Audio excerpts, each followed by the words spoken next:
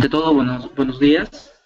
Eh, Antes de dar inicio a este seminario Switching LAN desde cero, vamos a solicitar un comprendido para saber si nos están escuchando bien, ¿sí?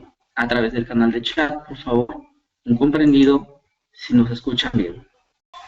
Bien, entonces vamos a dar inicio al seminario. Vamos a tratar el día de hoy una revisión de los conceptos de Switching LAN. En cierto modo, vamos a referirnos a la operación de las redes LAN ¿no? Y cómo es que se llega a la forma de trabajar de hoy en día de las redes LAN, basadas en conmutadores, ¿no? Switching LAN. Previo a esto, vamos a dar algunos alcances de cómo se desarrolla nuestro programa de Cisco Networking Academy en sistemas UNI, que se le ofrece al estudiante, así como un breve resumen acerca de los exámenes de certificación para los cuales se realiza este programa de entrenamiento, ¿no?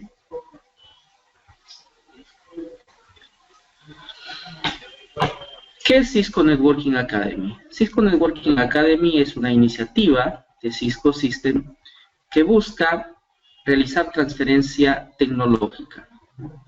El ámbito de acción de esta transferencia tecnológica, lógicamente, está dada por los productos que Cisco oferta al mercado, ¿no?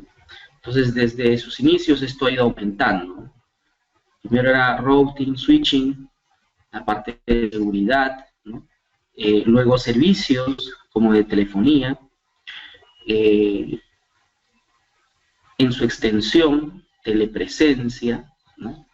Ahora ha incorporado más servicios en el ámbito de data center, ¿no? Entonces, y en cada una de las áreas de negocio que Cisco va incursionando, ¿no? Área en la que se requiere ciertamente conocimientos técnicos para poder trabajar, dar mantenimiento, diseñar, ¿no? Cómo utilizar estos componentes dentro de las actividades de negocio. Bien, entonces Cisco a través de Cisco Networking Academy hace ese proceso de transferencia y uno de los aportes, lógicamente, que hace Cisco es esa medida, ¿no? de cuál es la necesidad desde la perspectiva de los estudios que realiza, que el mercado está demandando, ¿no? ¿Qué hace estudios con respecto a eso? ¿Qué está demandando el mercado dentro de lo que corresponde a profesionales dentro del ámbito de networking, ¿no? En función a eso, desarrolla sus programas de estudio, ¿no? Es bien conocido, pues, la seriedad que se traduce a la calidad, ¿cierto?, del contenido que se plantea dentro del programa de SSNA, bastante completo, bastante exigente, ¿no? Y junto con este contenido, vale decir al revés, ¿no? El contenido va a ser proporcionado a través de herramientas de aprendizaje. O sea, Cisco en el tiempo ha ido utilizando diferentes herramientas, los Learning Management System, los LMS, ¿no? Ahora está utilizando el Canvas, por ejemplo, ¿no? A través de esta herramienta provee los contenidos, provee un conjunto de actividades de aprendizaje, ¿no? Orientados lógicamente a aprendizaje en línea, aprendizaje autónomo, ¿no? Con o sin instructor al frente, ¿no? Además de esto, en un intento por, en este caso, convencer, ¿no?, que las certificaciones son buenas, que las empresas las están reclamando cada vez más como un nivel de aseguramiento de que los profesionales que contratan cumplen ciertamente con los perfiles que el puesto demanda. Cisco a sus estudiantes le provee de voucher de descuento, ¿no? Siempre y cuando, lógicamente, en los exámenes logren ciertas calificaciones, ¿no? También Cisco ofrece formación para los instructores, para poder dar continuidad a esta iniciativa. Un conjunto de recursos en línea, como simuladores, juegos, ¿no? Y una serie de herramientas para la interacción entre los estudiantes y los profesores, ¿no? ¿Qué ofrece la organización? En este caso, Sistemas Uni, ¿no? Para llevar a cabo el entrenamiento, lógicamente se va a requerir de ambientes, aulas, ¿no? Se va a requerir de computadoras, se va a requerir de equipamiento con el que el estudiante va a llevar a cabo sus actividades de entrenamiento. Y esto demanda pues toda una atención, todo un conjunto de previsiones, ¿no? Para poder aprovisionar de esto, ¿no? Conexión a internet, por ejemplo, ¿no? Para llevar a cabo las actividades en clase. Los instructores que van a estar al frente guiando el proceso de aprendizaje de los estudiantes, ¿no? Además de los cursos que en este caso se desarrollan, ¿no?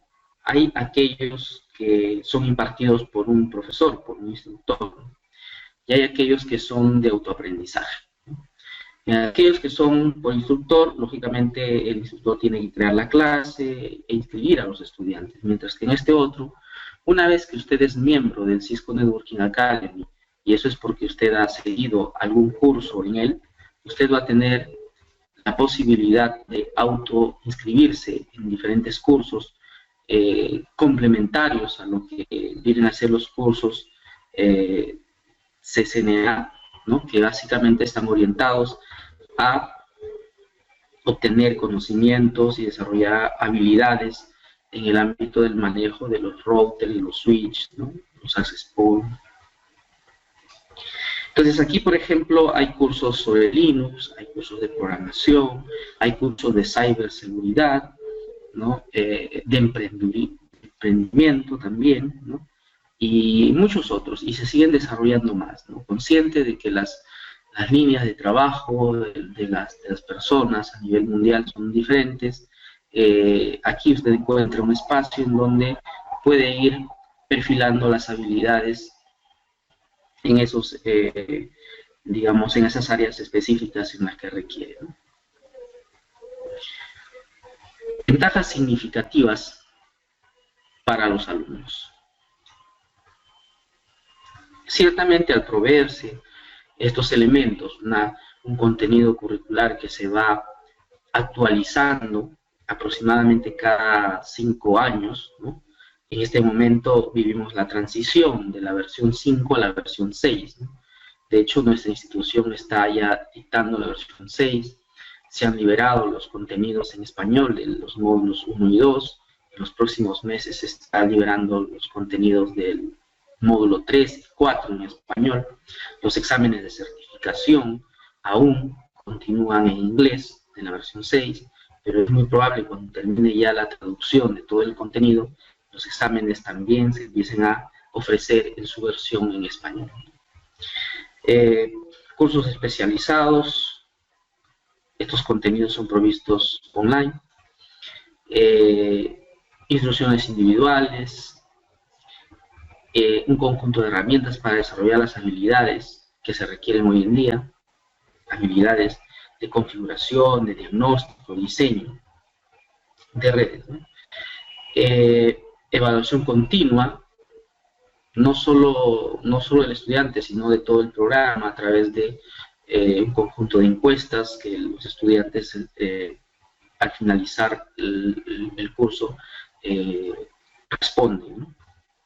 Sesiones tanto prácticas como colaborativas, eh, preparación para obtener los certificados reconocidos por el sector y la posibilidad de acceso a educación superior y a salidas profesionales. Esto Cisco lo hace mediante los concursos, ¿no? En la actualidad, por ejemplo, se está todavía con la convocatoria abierta de lo que se denomina el NetRider. El NetRider es un evento, un concurso en donde todos los estudiantes participan, ¿no? Y de los cuales se seleccionan, en este caso, los mejores por las diferentes regiones, ¿no? Y a estos estudiantes sobresalientes, a través de estos concursos se les da la posibilidad de visitar las instalaciones todo pagado, las instalaciones de Cisco System, ¿no? En San Francisco. Bien, se es consciente que un profesional debe ser completo, ¿no? No solamente con el conocimiento y un conjunto de habilidades tecnológicas profesionales. No solo debe saber hacer red, seguridad, tecnología inalámbrica, computación, saber configurar, diagnosticar problemas, diseñar, sino también tiene que ser capaz de poder interrelacionarse con otras personas con las que va a trabajar. Entonces, debe de aprender a desarrollar ambientes en donde prime la colaboración, ¿no? Porque la complejidad de las tareas va a demandar eso, la necesidad de tener uno o más personas encargados de ir resolviendo ciertas situaciones. Entonces, esas habilidades interpersonales son muy importantes, ¿no? La habilidad de comunicación, la habilidad de resolver problemas, la habilidad de, en este caso, de apoyar a los pares, a las personas con las que trabajamos, de colaborar con ellos, ¿no? Lo que no significa hacer el trabajo, sino ayudarles a que ellos hagan su trabajo bien sobre la base de alguna experiencia que ya usted tenga y que la transmite, ¿no? También en el ámbito empresarial, no todos van a trabajar empleados para una compañía, algunos pueden decidir hacer su propia compañía de consultoría y servicios, ¿no? Y entonces ahí hay un conjunto de habilidades adicionales que hay que desarrollar para esa interacción de empresa a empresa. Bueno, como información adicional a lo que vamos mencionando, Cisco hace estudios, estos son estudios realizados en Estados Unidos, en donde la conclusión es la siguiente: conforme usted va logrando mejores niveles de conocimiento, ¿no?, sus probabilidades de emplearse con una remuneración determinada va a ir aumentando, ¿no? O sea, para un CCNA Routing and Switching, que es el punto de partida, para un CCNA Voice, ¿no?, para un CCNA Security, para un CCNP. Entonces, la expectativa, ¿no?, y en este caso, la remuneración va subiendo con respecto a las certificaciones. El CCN, soporte de la certificación. ¿Cómo se ha articulado todo el proceso de certificación hoy en día? Fíjese, antes, para empezar a obtener las certificaciones especializadas como Security, Voice, Wireless, había que terminar, ¿no?, y obtener la certificación CCNA, ¿no? Entonces, Cisco ha concluido de que un año de preparación dentro del ámbito de networking es mucho tiempo, ¿no? Y dentro de el objetivo de una empleabilidad rápida, lo que ha hecho es acortar estos tiempos, ¿no? Entonces, para ello, ha desarrollado, ha organizado el programa de tal forma que existe una primera certificación, la certificación denominada CCN, ¿no?, que involucra aspectos de routing y switching, pero en un nivel básico, que es lo que se requiere, en este caso, como base para las otras certificaciones especializadas. Constituyéndose el CCN, en la piedra angular base para la construcción de todas las certificaciones, ¿no? Entonces, luego de esto viene la certificación CCNA Routing and Switching, ¿no? Sobre la base del CCNA puede obtener la certificación CCNA Security, CCNA Voice, CCNA Wireless, y así, ¿no? Entonces, ¿cuánto tiempo toma una preparación para el CCNA? Esto se corresponde con los dos primeros módulos del CCNA. Estamos hablando de aproximadamente 6 meses al ritmo, en este caso, en el que se sigue normalmente, ¿no?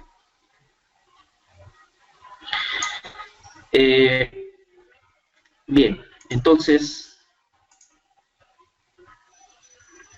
tenemos aquí una presentación con los diferentes requisitos y las certificaciones correspondientes, ¿no?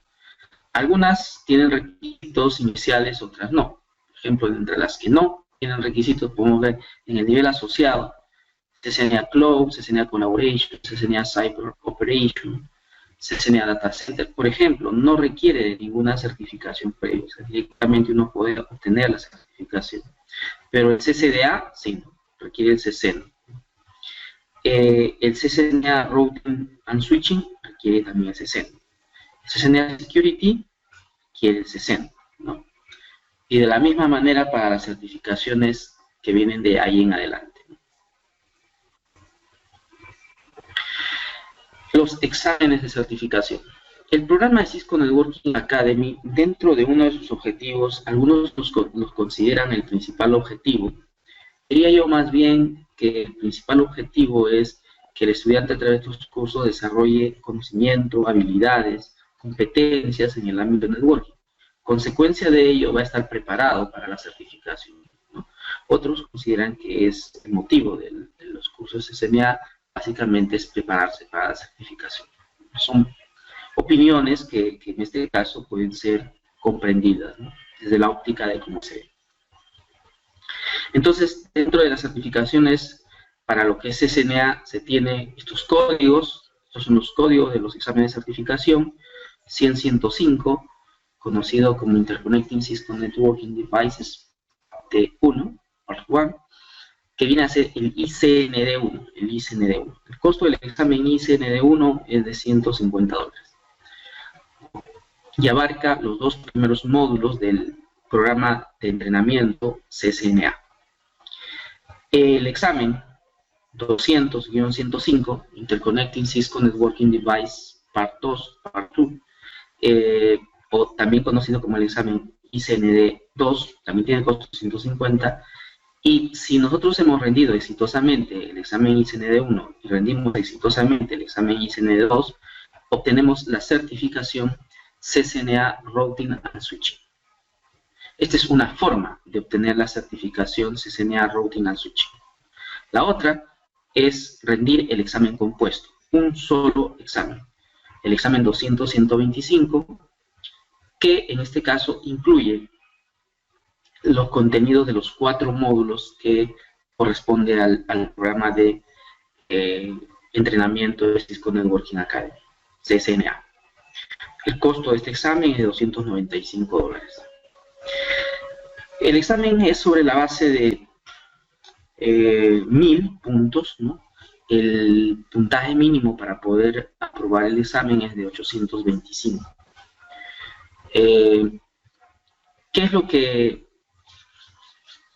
se tiene como contenido estos exámenes? Cisco, a través de sus páginas, Cisco Networking Academy, a través de sus páginas referidas a lo que son los exámenes de certificación, nos provee la información. Me he tomado la molestia de sacar este contenido resumido, ¿no? Que es el contenido del examen ICND1, el examen 100-105, ¿no? El examen 100-105, o más conocido como ICND1, tiene una duración de 90 minutos. La evaluación comprende entre 45 a 55 preguntas, ¿no? Los temas que se tocan aquí cubren cinco temas, ¿no? Fundamentos de red, fundamentos de switching LAN o LAN switching, fundamentos de enrutamiento, servicio de infraestructura y mantenimiento de infraestructura. En esos porcentajes, 20%, 26, 25, 15, 14. Entonces podemos ver más o menos que el núcleo está aquí, ¿no? Los fundamentos de la red, los conceptos generales de las redes, luego routing y switching. Aquí estamos con cerca de un 70%, 71% del contenido del examen, ¿no? Bien, entonces aquí hay un desagregado de lo que se entiende por fundamentos de red, toda la parte conceptual, ¿no? Modelo de referencia OSI, identificación de los diferentes componentes de la red, los firewalls, los access points, los wireless, topologías, ¿no? Evaluación y selección de los medios de transmisión, ¿no? IPv4, direccionamiento, tipos de envíos en las redes IPv4, del mismo modo IPv6, ¿no? Los tipos de direcciones definidas en IPv6, LAN switching, igual, ¿qué es un switch? ¿Cuáles son los componentes conceptuales de la operación de un switch? La trama Ethernet, cómo es que se lleva a cabo la transmisión de estas tramas, configuración de VLAN dentro de los switches, configuración y diagnóstico de seguridad por puerto en los switches. Luego viene fundamentos de enrutamiento, concepto de enrutamiento, cómo es que los routers manejan los paquetes, cómo es que interpretan la información contenida en las tablas de ruteo, cómo es que se decide, ¿no? Poblar con información la tabla de ruteo, diferentes tipos de rutas, ¿no? De acuerdo a la forma como han sido generadas, enrutamiento estático, enrutamiento dinámico, servicios de infraestructura como el DNS, DHCP, TFTP, NTP, el NAT, PAD, ¿no? Son base de esta parte de la evaluación. Mantenimiento de infraestructura, la configuración de los syslog, configuración y verificación de los dispositivos de administración, copias de respaldo de las configuraciones, licenciamiento, configuración inicial de los dispositivos, aseguramiento, fortificación de la configuración de seguridad, acceso, mantenimiento relacionado a los sistemas operativos, procesos de recuperación de passwords, y bueno, un conjunto de herramientas que se utilizan para hacer diagnóstico y resolución de problemas, ¿no? En resumen, esos son los temas que forman parte del examen ICNR 1, que nos conducen a la certificación CCNA o CCEN, la primera certificación. Los contenidos del curso CCNA, habíamos mencionado que el programa de entrenamiento estaba conformado por 4 cursos. Las denominaciones son Introducción a las redes, enrutamiento, Fundamentos de enrutamiento y conmutación, Escalando las redes y Conectando las redes. El primero es, como su nombre dice, Introducción a las redes. Pero desde el punto de vista del desarrollo de este primer curso, digamos que no es tanto de introducción. Como un primer curso vale la denominación, pero como desarrollo dentro se trabaja muy intensamente. No solamente la definición de los conceptos, sino que ya se ve desde los primeros días, se ve ya y se enfrenta, en este caso, la tarea de empezar a configurar los dispositivos, ¿no? Los routers, los switches, los access points, ¿sí? Y hacer que las redes empiecen a caminar, ¿no? Si bien es cierto, con una base conceptual todavía muy pequeña y que se va a ir ampliando conforme la experiencia del hacer nos va requiriendo, ¿no? Routing and Switching Essential, este es el segundo curso, centrado en describir y utilizar, configurar los equipos router y switch, ¿no? Servicios también aquí, DHCP, listas de control de acceso, NAT. Los cursos 3 y 4 están orientados ya hacia requerimientos que pueden ser identificados en las empresas medianas y las empresas grandes. Criterios de diseño LAN, escalamiento de las VLANs, protocolo para el manejo de redundancia como SPINE, Ether Channel para hacer agregación de enlaces, HCRP para manejar redundancia de puertas de enlace, conceptos avanzados ya de enrutamiento, ¿no?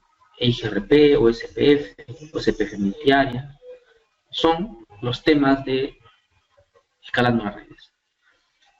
Conectando las redes, aquí están los conceptos WAN, ¿no?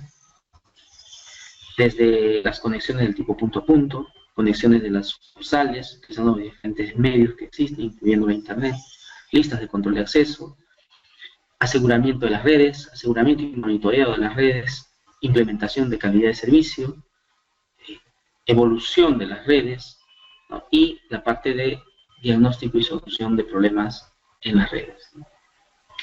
Bien, ¿qué es lo que hace falta para poder desarrollar un programa como el que mencionamos? Lógicamente, una infraestructura, equipamiento, ¿no? Los estudiantes tienen que tomar contacto de forma temprana con ellos, ¿no? Enfrentar las diferentes tareas de iniciar procesos de configuración, ¿no? Un ambiente de trabajo en donde se pueda dar todas las facilidades para que el proceso de aprendizaje se dé, ¿no? Además de esto, se utilizan simuladores, ¿no? Con los que el estudiante desde casa o los tiempos que tenga disponible fuera del lugar de entrenamiento pueda seguir con su proceso de aprendizaje. Entrenamiento usando emulador también, ¿no? Los simuladores, como el Packet Tracer, tienen limitaciones. Están orientados a simular determinados comportamientos, ¿no? Pero limitados, ¿no? Mientras que un emulador lo que hace es cargar prácticamente, ¿no?, el archivo de imagen del sistema operativo, ejecutarlo dentro de este entorno de emulación y con el consiguiente resultado de que nosotros podemos tener un nivel de disponibilidad de todas las funciones de estos routers o switches a un punto superior al 90%, ¿no? El Packet Tracer es el simulador oficial de Cisco Networking Academy, está en proceso de gran evolución, permite una buena integración con sus diferentes iconos, pero es limitado en cuanto a sus funciones y protocolos. Muy fácil de instalar y utilizar. Muy recomendado para un proceso de iniciación, ¿no? Cuando queremos aprender todo lo que está en la currícula. Pero cuando queremos salirnos de eso y queremos investigar un poco más, ¿no?, maquetear algunas soluciones, de pronto ya el GNS3, ¿no? Un emulador que posibilita casi la totalidad de las funciones del iOS de los dispositivos que soporta. Son pocos los modelos de equipos Cisco que son soportados, si bien es cierto, no todos. Productos no Cisco también son soportados. Podemos generar entonces entornos de emulación multivendor, ¿no? Se pueden integrar productos Cisco y no Cisco. Requiere algo de dedicación poner en marcha y utilizar todos sus recursos, ¿no? Estén atentos, vamos a desarrollar un segundo programa un segundo seminario de cómo instalar y configurar el GNS3. Hay que instalar el GNS3, hay que configurar los sistemas operativos, interfacear con máquinas virtuales y usarlo, ¿no? Muy bien. Entonces vamos a dar inicio ya a este punto central de la conferencia.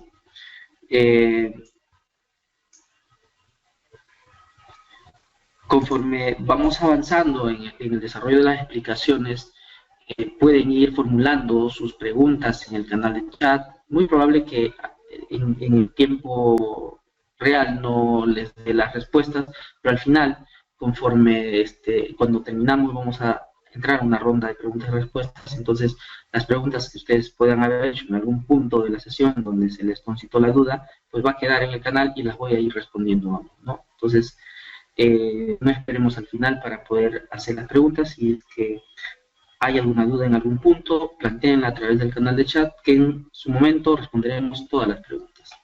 Bien, vamos entonces aquí. LAN Ethernet, ¿no? Cuando nos referimos a switch LAN, el título de la conferencia es Switch LAN TDC, ¿no?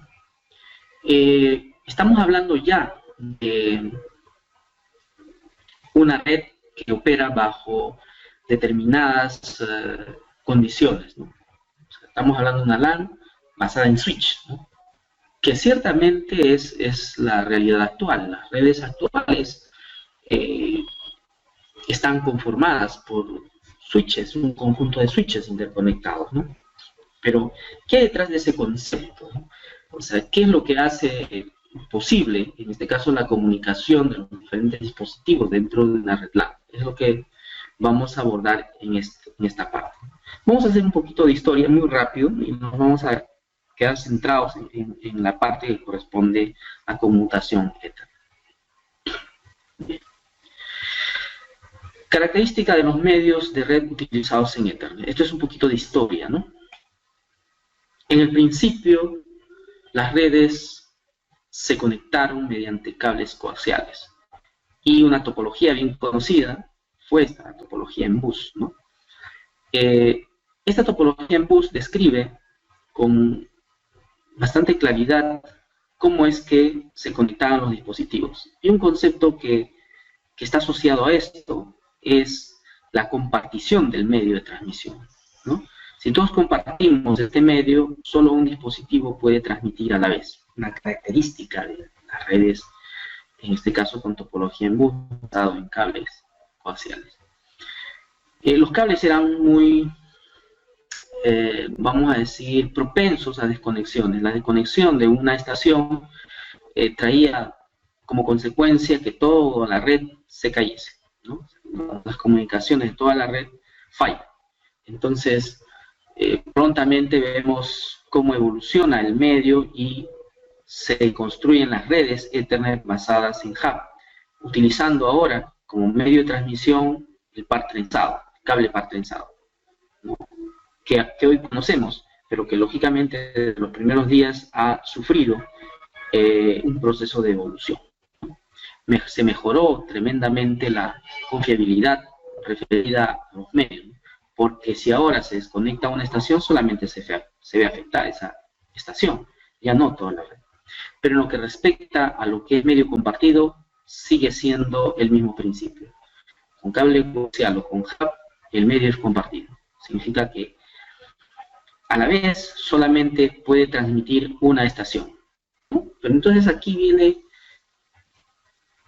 la percepción que tenemos nosotros con respecto a la comunicación simultánea de todos aquellos que estamos conectados a una red.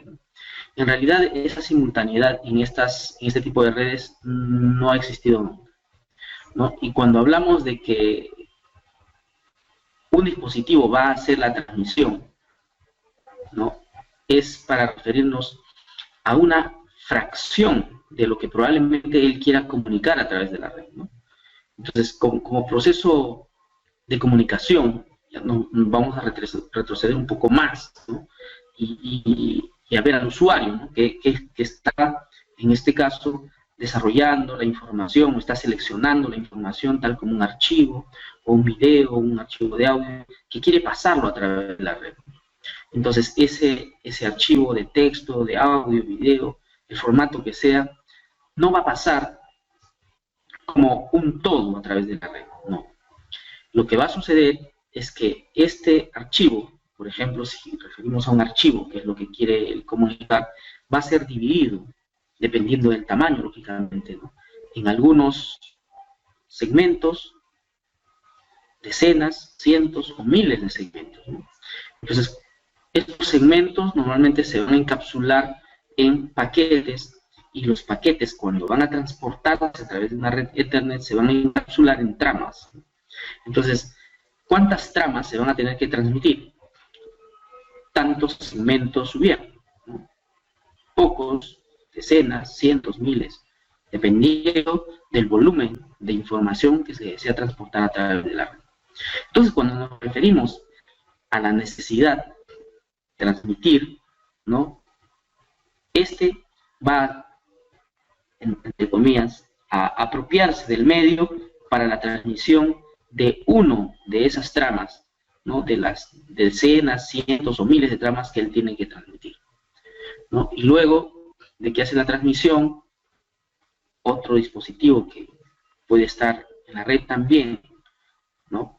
Con necesidad de transmitir, va a tomar el control y va a transmitir su unidad de datos protocolar y así.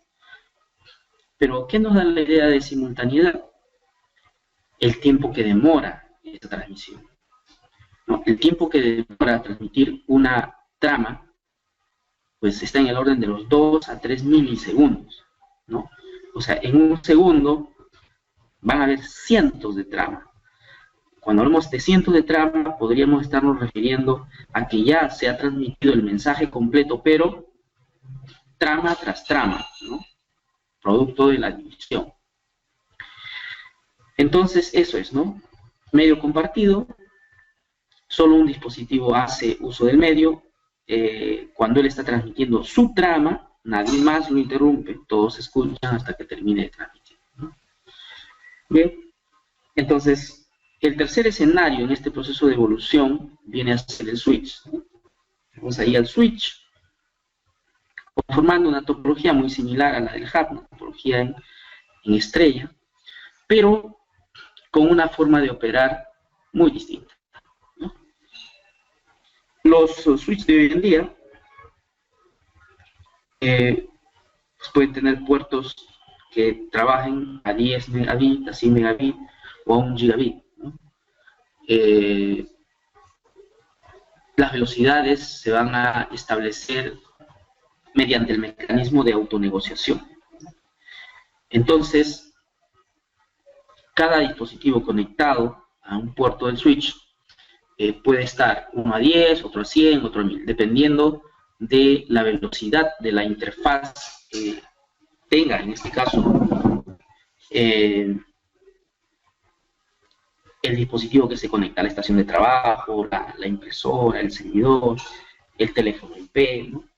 Dependiendo de ello. Bien, entonces, un proceso de evolución ahí, y luego la forma en la que se lleva a cabo el proceso de comunicación. Fíjese, aquí, cuando alguien transmite una trama, ese va a viajar por el medio compartido y todos lo pueden ver, todos lo están viendo en realidad, oyendo, ¿no? Pero solamente el dispositivo a quien va dirigido va a recibir y decodificar completamente. Los demás desecharán. Igual aquí, cuando alguien transmite, este dispositivo es un dispositivo repetidor, ¿no? De muchos puertos. Lo que recibe lo va a retransmitir para aquí, para aquí, para aquí, de tal manera que todos van a oír.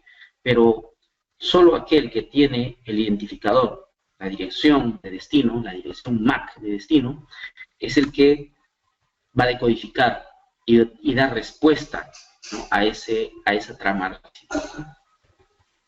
Bien, entonces eso. Luego, los puertos, cuando se conectan los dispositivos por autonegociación, va a determinar la velocidad correspondiente. Luego, el modo de operación.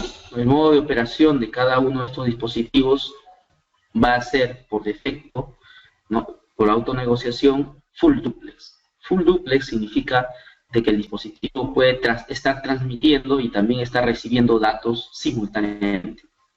Full duplex no puede ser logrado en este tipo de redes. La operación en las redes de medio compartido es half duplex, ¿no? La transmisión se va a dar en dos sentidos, sí, pero uno a la vez. Cuando él está transmitiendo, no puede estar recibiendo transmisión. En un switch sí. Cuando este está transmitiendo, puede estar recibiendo también. Bien, entonces vamos a tener que Ethernet, ¿no?, típicamente ha abarcado pues, el ámbito de las redes de área local, ¿no?, con las velocidades típicas de 10, 100 hasta 1000, ¿no? Pero Ethernet no está llegando ahí solamente, ¿no? También se ha metido a lo que es el data center y las conexiones a nivel del área metropolitana y de nivel de área amplia, ¿no?, con velocidades que van en el orden de los 10 gigabits, ¿no?, 40 gigabits y 100 gigabits. O sea, Ethernet, existen especificaciones de Ethernet, ¿no?, que detallan la operación de hasta 100 gigabits por segundo. A nivel del área local, nuestras estaciones típicamente son Fast Ethernet. Ya aquellos que tienen una red un poco más actualizada están en Gigabit Ethernet. Mientras que si es Gigabit Ethernet lo que tienen como puerto de conexión hacia la red de acceso, a nivel de los switches, de las capas de distribución, vamos a tener una velocidad un tanto superior. Puede ser 10 Gigabit Ethernet. Bien. Desde el punto de vista de la arquitectura, ¿no?, Ethernet abarca las dos capas más bajas del modelo de referencia OSI. El modelo de referencia OSI lo que hace es describir de forma funcional, ¿no?, cómo se lleva a cabo un proceso de comunicación. Para eso establece la necesidad de 7 capas. La capa física, que define los medios de transmisión, las señales, velocidades, ¿no?, la capa de enlace de datos, que nos provee una capa conceptual que permite asegurar las transmisiones a través de los medios, de un extremo inicial a un extremo final, ¿no? Luego tenemos la capa de red, que da una perspectiva de comunicación ya a nivel global, ¿no?, desde un punto origen hasta un punto destino, ¿no?, pasando las unidades de datos a través de los diferentes ruteadores. La capa de transporte nos da más bien una perspectiva de comunicación host a host, ¿no? La capa de sesión, funciones orientadas a las aplicaciones tales como inicio de sesión, seguimiento de las sesiones, finalización de la sesión. Y la capa de presentación tiene que ver con aspectos relativos a la presentación de los datos, ¿no?, codificación, ASCII, JPG o MPG, ¿no? También están incluidas aquí funciones tales como compresión y encriptación, si es necesario usarlo. Y en la capa de aplicación tenemos los protocolos de aplicación que van a servir para las aplicaciones finales como el mecanismo de trabajo a través de la red. Dentro de ese contexto, Ethernet está definido como componente tecnológico, un componente tecnológico que opera a nivel de las dos capas más bajas del modelo de referencia OSI. Dos protocolos definen ampliamente su operación, 802.3 y 802.2. 802.2 define la interacción que va a tener, en este caso, en la capa de enlace de datos con las capas superiores. ¿Se puede o no se puede usar 802.2? ¿no? Cuando se utiliza el entramado Ethernet 2, por ejemplo, no utilizamos 802.2. IP sobre Ethernet no utiliza 802.2, esta capa conceptual y el protocolo que opera en él. Bien, Ethernet y las dos capas del modelo de referencia OSI, limitaciones de la capa 1, funciones capa 2. Al involucrar dos capas, vamos a tener que identificar algunos aspectos aquí como limitaciones de la capa 1. No se puede comunicar con las capas superiores, claro, es la capa más baja, ¿no? Véase. Capas superiores se está refiriendo a la capa de red, de transporte, ¿no? No puede identificar dispositivos. Claro, la capa 1, como en el caso correspondiente aquí, ¿no? Aquí, la red en sí, o sea, la red, ¿no? La red no es capaz de identificar a los dispositivos que se conectan a ella. Por eso es que cuando en este caso el hub, por ejemplo, recibe la transmisión, si no hay capa física, un hub es un dispositivo a nivel de la capa física, recibe la transmisión, lo que hace es, como yo no sé, yo no puedo leer la información que viene en ese entramado, lo único que puedo hacer para asegurar la comunicación con el dispositivo destino es retransmitir a través de todos los puertos. Recibe y retransmite a través de todos los puertos, generando también un problema de seguridad ahí. Bien. Solo ponerse stream de bits, señales, bits. No puede determinar la fuente de la transmisión cuando transmite múltiples dispositivos. Recibe y retransmite a través de todos sus puertos, ¿no? Eso es lo que sucede, ¿no?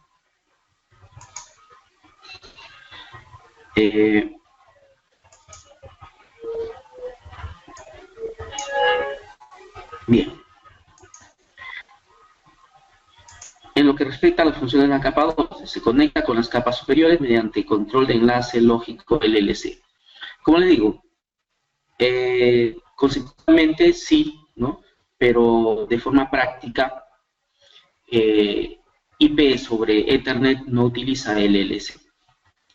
Utiliza esquemas de direccionamiento para identificar dispositivos.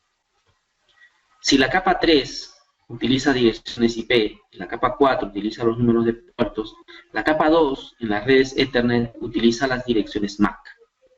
O sea, la identificación de los dispositivos desde la perspectiva de Ethernet son las direcciones MAC. Utiliza tramas para organizar los bits en grupos. Su unidad de datos protocolar. Si la unidad de datos protocolar de la capa 3 se denomina paquetes, de la capa 4 se denomina trama, segmento, de la capa 2 se denomina trama. Entonces la trama no es más que la forma de organizar cierta información de manera estándar, en donde esa información es utilizada para dar cumplimiento a los objetivos del protocolo. Utiliza control de acceso al medio, MAC, para identificar fuente de transmisión. Aquí se define la forma como se va a hacer uso del medio de transmisión, ¿no? En las antiguas redes de medio compartido, pues CSMA-CD era el protocolo, ¿no? Pero en la actualidad, en las redes en donde los diferentes dispositivos se conectan en modo full duplex, ya ha dejado de ser utilizado. Bien. Control de enlace lógico, conexión a las capas superiores, aquí están las funciones. Arquitecturalmente está aquí, pegado a la capa 3, y la capa de control de acceso al medio, que lleva a cabo la adaptación de lo que recibe de la capa superior, ¿no? Para que se pueda transportar a través de los diferentes medios contemplados por Ethernet. Por ejemplo, la notación 10 base 5 corresponde a cable coaxial, ¿no? Grueso, antiguo redes. 10 base 2 también cable coaxial. 10 base T, transmisión a 10 megabits en banda base sobre cable par trenzado, alcance 100 metros. 100 base TX, la diferencia aquí es la velocidad, 10 base T y 100 base TX. 1000 base CX, cable coaxial apantallado, perdón, cable UTP apantallado, o sea, denominado cable STP. Sí, es más apropiado, sí. STP, ¿no? Par trenzado sin apantallar. Su alcance, 25 metros. ¿No?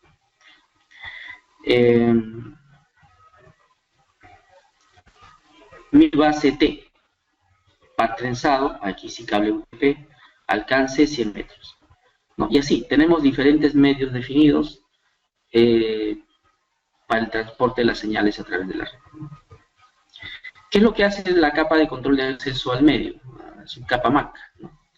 Llevar datos a los medios, para eso hay que adaptarlo, ¿no?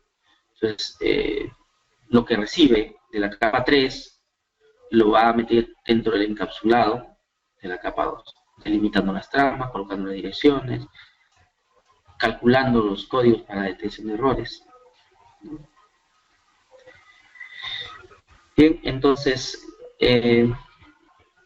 desde el punto de vista funcional, la subcapa MAC también define la forma en la que los datos van a ser puestos en los medios de transmisión y las formas en las que estos van a ser recuperados en el medio de transmisión.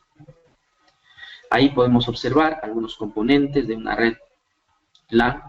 Los switches tenemos por este lado, las conexiones, los paneles de conexión, van a conectar con otros puntos.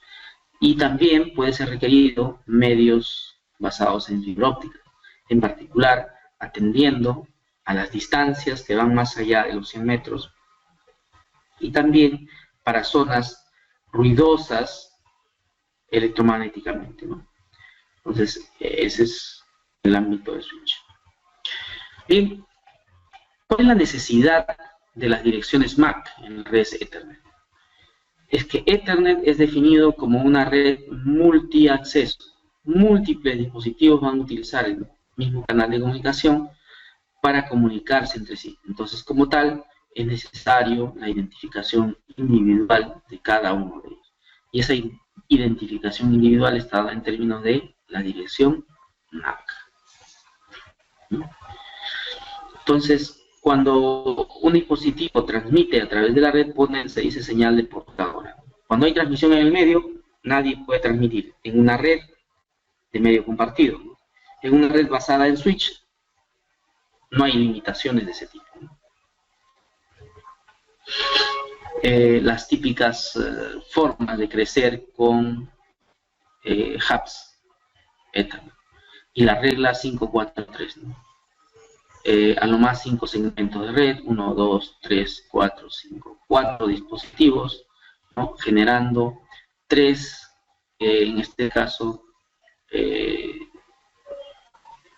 interconexiones entre sí, ¿no? Una red construida de esta manera, hoy en día también, va a generar una alta latencia. No es muy conveniente hacer esto, estas conexiones en cascadas, uno a continuación del otro, sino más bien centralizar, para armar una topología de estrella extendida. Vamos a tener aquí un dispositivo central, un switch, ¿no? Y este switch conectando a los otros switches, y cada uno de esos switches conectando a los usuarios finales. Bien, en las redes Ethernet, la unidad de datos protocolar es la trama Ethernet. Existen dos versiones bien conocidas de tramas Ethernet. Una de ellas es la trama Ethernet 2, ¿no? Y la trama 802.3. Las diferencias que presentan son mínimas. Por ejemplo, IEEE 802.3, 7 y 1, 8. Preámbulo más delimitador de inicio de trama. Estos dos combinados en uno, en Ethernet se denomina preámbulo. El contenido de los bits es el mismo. Después, dirección MAC-destino, MAC-origen, campo tipo y longitud. Aquí, bueno, se ha incluido recientemente, hace un par de años, me parece, el campo tipo. Inicialmente, aquí iba longitud. La idea es que esta estructura de entramado sea compatible con el entramado Ethernet 2. La cantidad de datos que va a transportar en su campo de datos va de 46 a 1500 bytes, lo que significa que una trama más pequeña, a lo más, pues, lo más pequeño que puede, va a significar que la longitud total de la trama sea de 64 bytes, en donde lo que transporte en datos sea 46 bytes como mínimo. 46 más 18 bytes de cabeceras, tales como 6 bytes de dirección destino, 6 bytes de dirección origen, 2 bytes campo tipo y 4 bytes para la secuencia de verificación de trama, hacen los 64 bytes, ¿no? Entonces, cuando un dispositivo envía algo, esta es una red de medio compartido, va a ser recibido por el dispositivo y otros más, ¿no? Entonces, pero aquellos que no vean reflejado su dirección MAC en la trama, la dirección MAC destino en la trama, entonces lo único que van a hacer es desechar las tramas recibidas, ¿no? Bien. Para la representación de las direcciones MAC se va a utilizar el sistema de numeración hexadecimal. En hexadecimal, el 0 es 0 y va a ser igual a la representación que nosotros tenemos en formato decimal hasta el número 9, ¿no? Hasta el número 9. Luego, ya el 10 viene a ser, el 10 en decimal, viene a ser todavía como dígito, en el caso del sistema de numeración hexadecimal, la letra A. B, C, D, E, F. Equivalente en decimal, 10, 11, 12, 13, 14, 15. ¿No? Fíjese, para formar F, los 4 bits que lo definen tienen que estar todos unos, ¿no?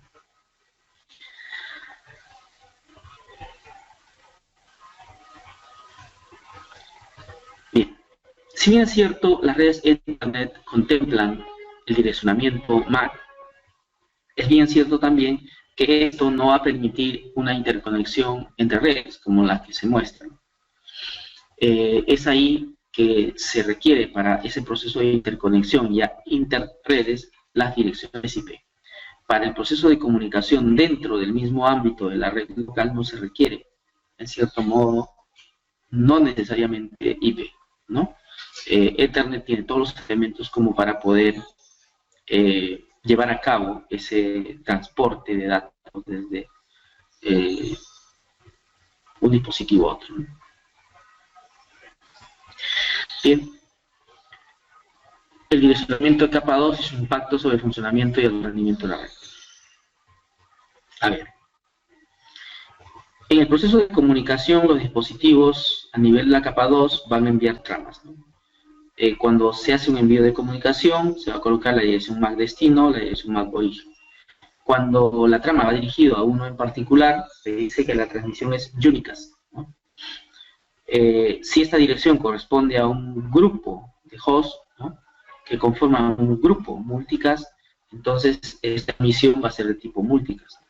Y si es que esa transmisión en la parte de dirección MAC destino tiene todos los bits en perdón, todos los dígitos, ¿no?, en F, lo que significa los 48 bits en 1, ¿no?, va a ser entendido como una emisión de naturaleza broadcast y va a retransmitir eso hacia cada uno de los puertos. Bien,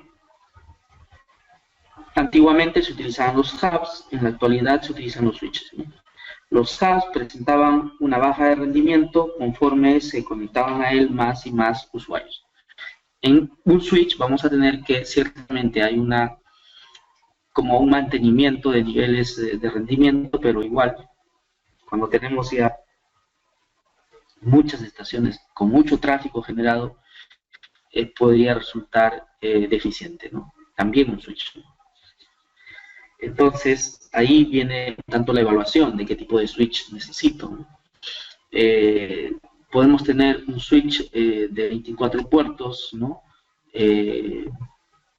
y otro switch de la misma forma, 24 puertos, pero entre uno y otro podría haber diferencias tales como la capacidad para poder procesar las tramas, ¿no? Entonces aquel que tiene mayor capacidad va a generar menor latencia, por lo tanto va a ser más apropiado, ¿no? Entonces aquí tenemos, por ejemplo, la forma como se fue evolucionando también, ¿no? Entonces, cómo se pueden cambiar todos los hubs de la noche a la mañana, se empezaban a instalar switches y de los switches ya se conectaban los hubs, ¿no? Bien, tenemos aquí la representación, vamos a decir, del esqueleto interno de un switch, ¿no? Una primera vista, ¿no? Todos los puertos van a ser conectados al backplane, donde está la lógica de conmutación. Y la lógica de conmutación que involucra que para decidir la retransmisión del tráfico se va a tener que utilizar la tabla de direcciones MAC. Entonces aquí esta tabla me está diciendo que en el puerto 1, aquí, se ha conectado, en este caso, un dispositivo que tiene una MAC 0A, como una cuestión representativa. En realidad sabemos que las direcciones MAC están compuestas por 6 bytes, ¿no?, 12 dígitos hexadecimales, y los buffers de memoria. Bien, entonces, los dispositivos que van a transmitir, por ejemplo, esta trama 1, dice, ¿no?, llega al switch. El switch lo primero que va a hacer es aprender, ¿no? Toma la dirección MAC y aprende. Aprender significa que él va a ir ampliando esta tabla. Si ya está registrado, no es necesario registrarlo nuevamente. Entonces, esta trama, cuando llega al switch, a través del puerto donde está. El switch va a leer cuál es la dirección de destino. Eso lo va a buscar en la tabla de direcciones, por ejemplo, en este caso 0C, que está indicando la tabla de direcciones, que 0C está alcanzable a través del puerto 6. Entonces esta trama va a ser enviada hacia el puerto 6. La segunda trama dice dirección origen 0B, destino 0C. Entonces otro host en esta dirección, que en este caso está apuntando hacia, va a ser igual que en el caso anterior. ¿Qué más? Estos son los componentes. Un switch es un computador, CPU, flash, IOS. Bien, dentro del proceso de comunicación LAN, y en particular IP sobre las redes LAN Ethernet, va a demandar un map entre las direcciones IP y las direcciones MAC, puesto que nosotros, cuando utilizamos alguna aplicación en la red y deseamos comunicarnos con otro computador que ha compartido sus carpetas, por ejemplo, la referencia de ese computador va a ser direcciones IP, ¿no? Pero lo que realmente se requiere para hacer ese envío es conocer la trama, la dirección MAC de destino, ¿no? Bien, entonces, existe un protocolo denominado protocolo ARP, que es el que se encarga de hacer ese map entre las direcciones IP y las direcciones MAC, ¿no? Entonces, el dispositivo que requiere una MAC para poder hacer el envío de los datos, lo que tiene que hacer es, en este caso, solicitar a la red cuál es la dirección MAC del dispositivo identificado por la IP, ¿no? Cuando el dispositivo responda, en la respuesta va a estar incluida la dirección MAC que tiene, que es lo que quería obtener. Y además, el dispositivo lo que va a hacer con esa dirección MAC IP es actualizar la tabla caché ARP, ¿no? Bien, entonces el protocolo ARP es el protocolo que se utiliza para mapear las direcciones IP con las direcciones MAC, ¿no? Y esto se registra luego en la tabla caché ARP para que pueda ser utilizado para transmisiones muy inmediatas, ¿no? Porque en el caché esa entrada que se puede generar puede demorar a lo más 5 minutos, ¿no? 5 minutos de no uso y esa entrada de la tabla es borrada automáticamente. Bien. Entonces, si por ejemplo A quiere comunicarse con C, ¿no? Si A quiere comunicarse con C, va a requerir la dirección MAC, entonces va a tener que hacer toda la operativa correspondiente para obtener su MAC.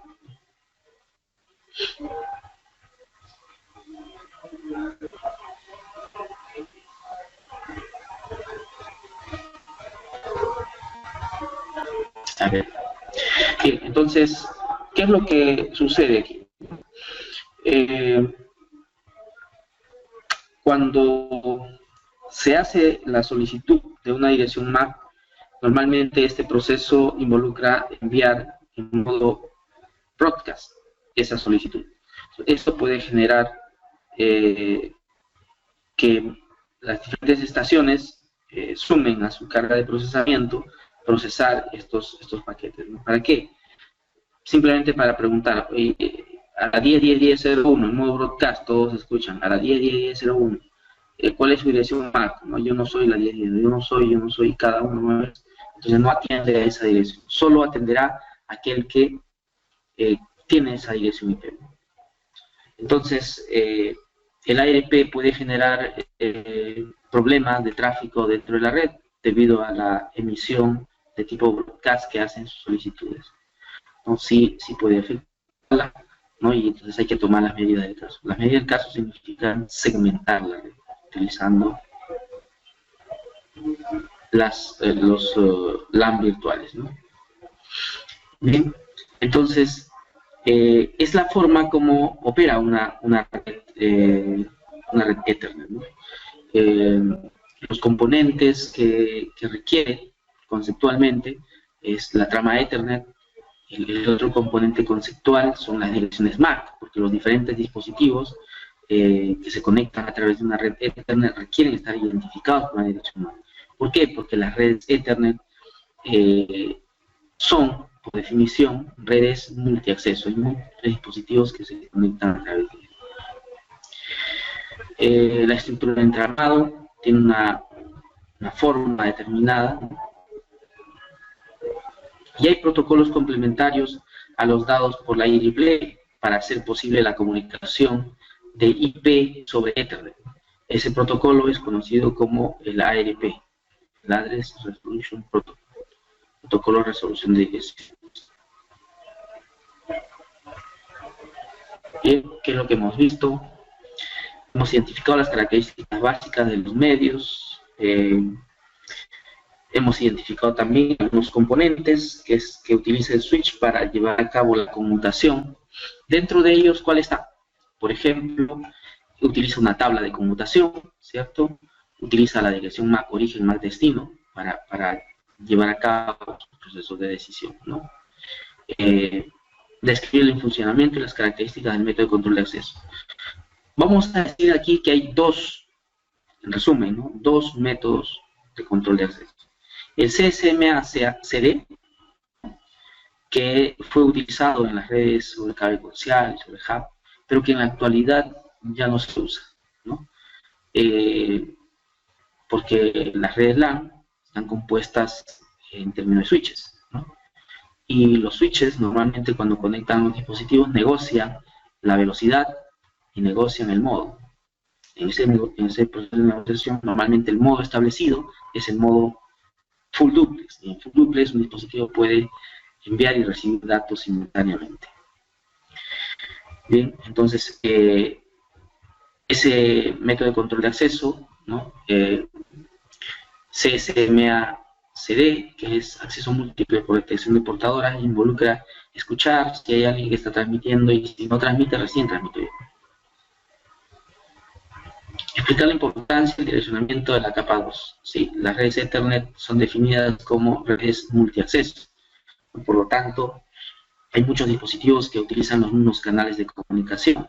Hay que identificar esos dispositivos. Con IP, no. La identificación se requiere a nivel de la capa 2. Típicamente estas identificaciones, como son las direcciones MAC, vienen registradas en las tarjetas de red inalámbricas o en las computadoras portátiles también. ¿Qué más? Comparar y contrastar la aplicación y los beneficios de la utilización de switches Ethernet en una LAN. En este caso, las redes empresariales,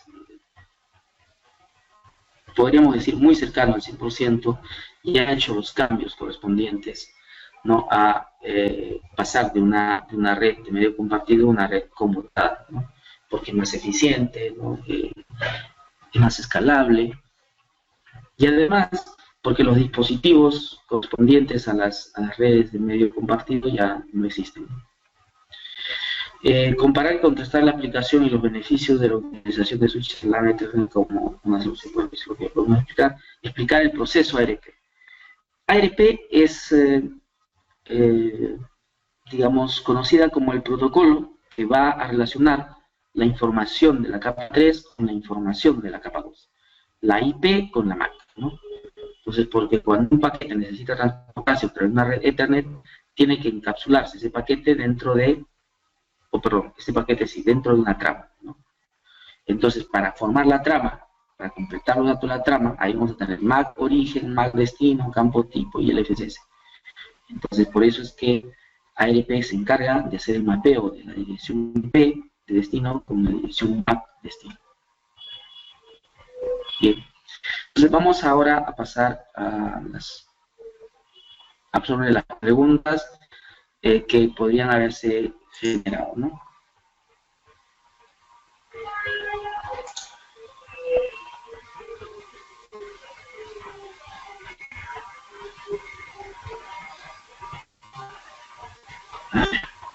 Por aquí John Milton nos pregunta, ¿cómo saber qué puertos están abiertos en un servidor? podrías ejecutar tú desde la ventana de comandos del servidor un netstat-a, ¿no? A ver, este es un problema. Voy a ver si puedo, en este caso,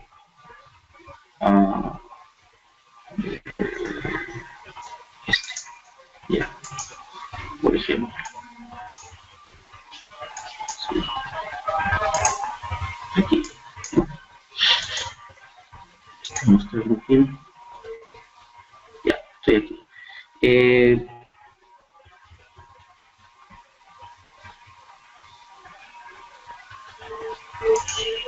Entonces, por ejemplo, desde aquí podría yo ejecutar el comando show, no, netstat menos a, ¿no? Estoy en un directorio que no corresponde. Ya, vamos a irnos, ya, aquí, netstat menos a. Vean, aparece listado de las diferentes sesiones que tengo establecido yo en este momento, ¿no? Pero al final vamos a observar un conjunto de líneas de salida en donde aparece, ¿sí? Aparece la palabra listening. Cada uno corresponde, ¿no?, a un servicio que está activo en este computador. Y el puerto correspondiente es aquí, para ese servicio 135, 443, 445 y así. De esa forma podrías observar, en este caso, los puertos que tienes abierto en tu servidor.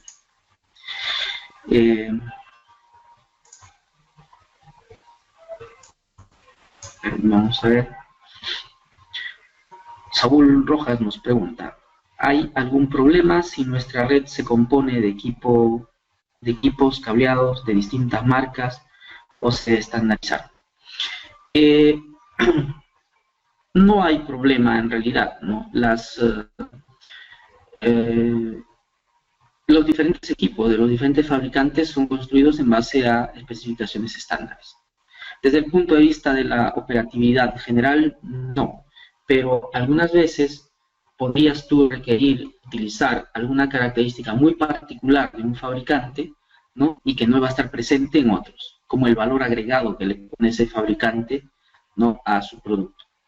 Pero por lo demás, no. Para las diferentes funciones básicas, basadas en estándares, no. O sea, no es necesario que sean de la misma marca.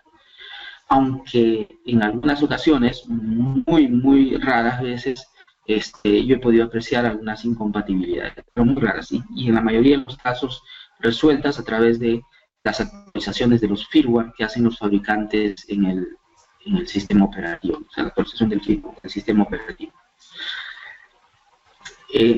Saúl Rojas vuelve a preguntar, dice, migrar una red de IPv4 a IPv6 genera costos elevados, ¿cuál es la ventaja de utilizar IPv6?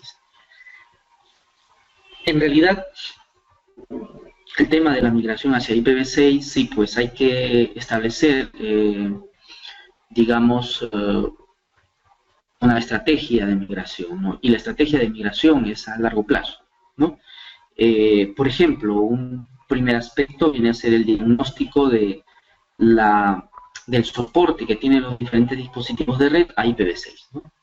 En función a eso, dentro de las siguientes planes de renovación que tenemos, estos estarán en primera línea para poder cambiarlos por dispositivos, aún estén en buen estado, ¿no?, por dispositivos que soporten IPv6. O sea, lo primero es tener toda una infraestructura de red que sea capaz de soportar IPv6, ¿no?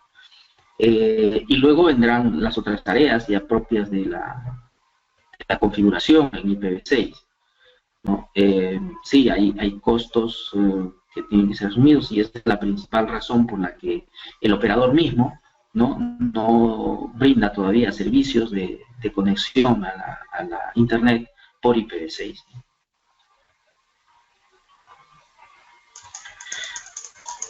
Para poder utilizar una velocidad de 100 gigabits por segundo es necesario que el medio, la tarjeta de red, el switch tenga esa capacidad. ¿Qué categoría de cable se usaría para esta velocidad?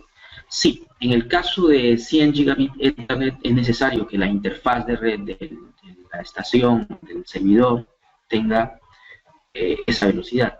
Y es necesario que el switch, ciertamente, también tenga esa velocidad, ¿no? Y el medio de transmisión sea capaz de soportar esa velocidad. En 100 gigabits, solamente medios basados en fibra, ¿no? Fibra óptica. Y de una característica particular, ¿no? ¿Sí? O sea, con la especificación de que soporte transmisiones hasta 100 gigabits por segundo. En este caso puede ser fibra o M4, ¿no? Fibra óptica o M4. Esto lo vemos en el data center, a nivel de data center. A nivel de usuario final, lo que se observa, se llega con frecuencias a 1 gigabit por segundo. Incluso 10 gigabits es velocidad a nivel de data center. O los enlaces de switch a switch, por ejemplo, ¿no? Para tener soltura de ancho de banda. ¿Sí? A nivel de interconexión de switches, vamos a tener de pronto 40 gigabits por segundo a nivel de la capa de distribución, y a nivel core, ¿no? Podemos tener a 100 gigabits, ¿no? Esto en el caso de redes grandes que demanden ese tipo de estructura, ¿no? Herramientas para mapear la red. Te recomendaría que consultes la página de SolarWinds. SolarWinds, ¿no? En SolarWinds vas a encontrar N herramientas, dependiendo de qué es lo que quieres mapear dentro de tu red. Hay versiones de demo que puedes probar, ¿no? Y en base a eso, podrías también, si es que tu intención es no pagar por la licencia, buscar uno con esas características en software libre.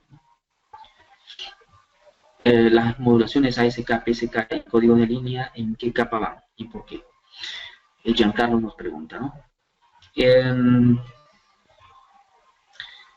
Esto está definido. Las técnicas de modulación son funciones de la capa 1, capa física, ¿no?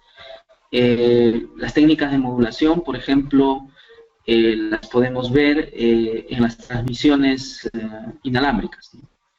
Cuando se va a hacer transmisión a través del espectro radioeléctrico, tiene que modularse, ¿no? No exactamente ASK, no exactamente PSK, sino más bien una versión mucho más optimizada de ellos, ¿no?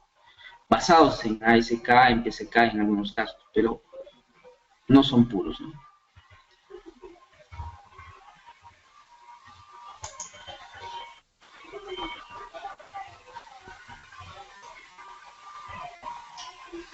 Me indican de que no se ve nada. Vamos a ver qué es lo que estamos compartiendo. Lo que pasa es que seguramente estaba compartiendo ya.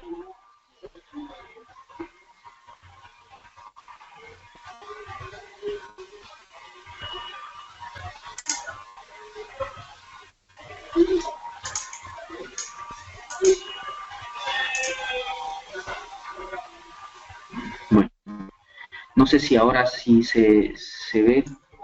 Como cambiamos hace un momento a la ventana de comandos, dejé de compartir la presentación inicial y cuando dejamos de usarlo, pues vemos dejado algo en blanco. Bien. Ok.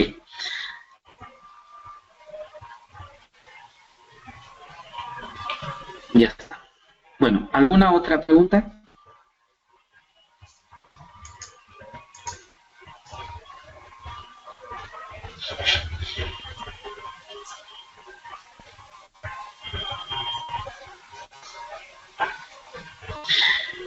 Giancarlos Linares nos pregunta, ¿el firewall puede comportarse como router?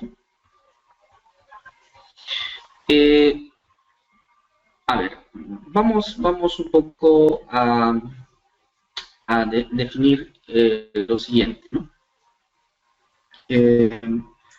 Con respecto a a lo que nos pregunta Giancarlo, ¿no? La función de Firewall es una función de seguridad que está, en este caso, caracterizada por inspeccionar los paquetes y dar cumplimiento a determinadas reglas, determinadas políticas, a menudo asociadas con restricciones, ¿no? ¿Quién puede llegar a tal servidor, a tal red? ¿Quién puede salir a internet? ¿Quién no? ¿Mm? Esa es la función de Firewall, ¿no? El Firewall lo puede realizar un equipo dedicado, un appliance, como un ASA, por ejemplo, en el caso de los Cisco. O también puede ser llevado a cabo en una forma menos refinada por un router, ¿no? Los ruteadores ISR de Cisco pueden llevar a cabo funcionalidades de Firewall. No a un nivel que lo va a hacer un ASA, pero en un nivel muy próximo, ¿no? Entonces, en este contexto, podemos tener que un router puede hacer funciones de Firewall, ¿no? Y también puede rutar paquetes, ¿no? Un appliance, ¿no? Como router, perdón, un appliance como Firewall, normalmente no podría hacer funciones de router, ¿no? Algunas funciones propias, digamos, de la función de Firewall, pasar paquetes de un lado para otro, sí, pero no todas las funcionalidades de un router están presentes en el Firewall, ¿no? O sea, depende de en qué escenario se está, ¿no? ¿En qué capa trabaja el Firewall en TCP/IP? Las capas en las cuales puede estar trabajando un firewall son muy diversas, ¿no? Podemos tener lo típico, ¿no? Es tener un firewall trabajando como un dispositivo que inspecciona paquetes. Si hablamos de inspeccionar paquetes y ver direcciones IP origen, IP destino, entonces estamos hablando de la funcionalidad capa 3, ¿no? Pero si además ejecutamos control a nivel de las aplicaciones, estas van a estar identificadas por los puertos, ¿no? Entonces, capa 4. Si además nuestro firewall, en particular, ¿no?, puede filtrar algunas operaciones de una aplicación determinada, ¿no?, entonces estamos hablando de funcionalidades de la capa de aplicación, ¿no? Entonces, el firewall puede tener, en este caso, operación a nivel de la capa 3, la capa 4, la capa de aplicación. ¿Alguna otra pregunta? Muchas gracias por su participación, por la paciencia de estar temprano con nosotros. Les anuncio que estamos trabajando en eso para llevar a cabo un conjunto de seminarios online en donde las actividades sean más orientadas a la parte práctica. En estos seminarios hemos estado tanto centrados en descripciones conceptuales, pero vamos a empezar a hacer una serie de seminarios en donde vamos a trabajar un poco más en un sentido práctico, ¿no?, utilizando los simuladores, claro está. Bien, muchas gracias por su atención y será hasta la próxima oportunidad.